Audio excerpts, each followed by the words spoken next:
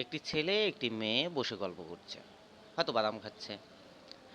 এক্ষেত্রে আমাদের বাংলাদেশের পরিস্থিতিতে কি হবে? বাংলাদেশের পরিস্থিতিতে হবে কি, আশপাশ থেকে ৪-৫ জন বা ৬-৭ জন আহ, বীর সন্তান এসে দাঁড়াবে, তাদেরকে ঘিরে ধরবে। তাদেরকে ঘিরে ধরার পর কথাটা হবে, তোমরা এখানে কি করছো?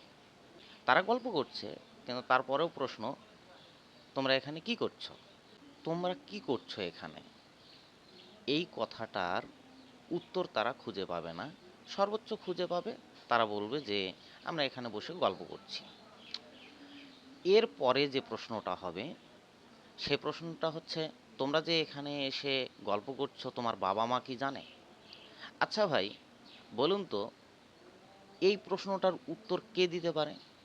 আপনি দিতে পারবেন?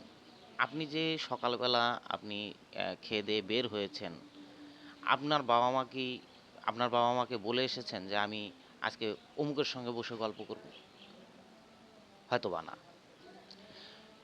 বাবা মাকে না জানিয়ে এসেছো কেন? পরের প্রশ্ন এটা। এখন তোমার বাবা মার কাছে ফোন দাও, তোমার বাবা মার ফোন নম্বর দাও, তোমার বাবা মার সঙ্গে আমরা কথা বলবো। তোমরা এখানে অসামাজিক কাজে আসছো, বা তোমরা এখানে অসামাজিক কাজ করছো। যে কোনো ছেলে মেয়ে, যারা অল্প বয়সের ছেলে মেয়ে, তারা কিন্তু ভয় পাবে। কারণ তারা পরিবারের শাসনে থাকে, চলে, পরিবারের পরিবার তাদেরকে শাসন করে। এরপরে দাঁড়ায় কি? এরপরে দাঁড়ায় হচ্ছে, ওই ছেলে এবং মেয়েটা একটা ভয়ের মধ্যে পড়ে যায়। ছেলেটার কাছে যা কিছু আছে সব কিছু কেড়ে নেওয়া হয়। মোবাইল ফোন, পকেটে যা টাকা পয়সা আছে সব কিছু, হয়তোবা চেন থাকলে, স্বর্ণের চেন থাকলে তা নেবে, স্বর্ণের আংটি থাকলে তা নেবে। এরপর আসে মেয়েটার পালা। মেয়েটার কাছে যা গহনাগাটি পায় তা তো কেড়ে নেয়। আবার অনেক সময় দেখা যায় যে মেয়েটাকে তারা একটা জিম্মি অবস্থায় ফেলে মেয়েটাকে ধর্ষণ করে, ৪-৫ জন মিলে ধর্ষণ করে। এই হচ্ছে আমাদের বাংলাদেশের পরিস্থিতি। এরকম অ্যাবল অ্যাবল ঘটনা ঘটছে। আপনি এরকম ঘটনা অ্যাবল অ্যাবল দেখতে পাবেন প্রতিদিন, প্রতিনিয়ত।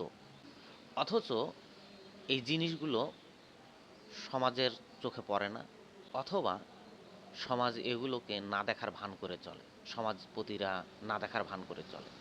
এই কাজগুলো যে শুধুমাত্র কম বয়সী ছেলেরা করে তা নয়।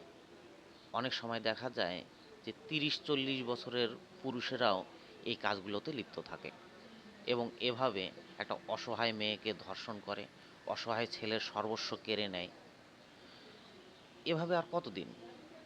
এভাবে কি সমাজ এগিয়ে যাবে? এভাবে কি সমাজের আহ, উন্নতি ঘটবে? আপনারাই বলুন। তো ভাই, এই ছিল আজকে আমার কথা। আপনারা সাবধান হয়ে যান, এ ধরনের পরিস্থিতিতে যেন না পড়েন, সেভাবে চলাফেরা করেন। কারণ আমাদের বাংলাদেশের পরিস্থিতি এই।